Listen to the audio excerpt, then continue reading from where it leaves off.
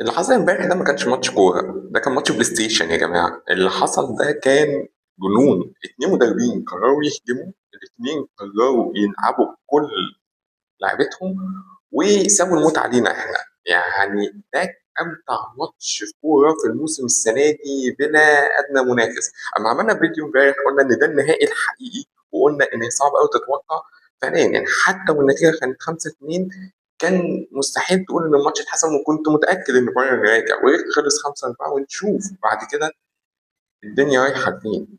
دي كانت معركة بين الفريقين إن ما اتحسمتش لحد دلوقتي، ومش هتتحسم غير الماتش الجاي. بس شكرا على المتعة، شكرا على الماتش الجنوني ده. وهو طبيعي لمدى تكامل تحديدا القوى الهجومية للفريقين ومدى التطرف الهجومي عند الاثنين مدربين، ومقابل شوية مشاكل دفاعية أدت إن إحنا نتفرج على المتعة دي كلها. فاللي فاتوا ماتش امبارح فاتوا أمتع ماتش، ومتعة الكورة متجسدة في 90 دقيقة.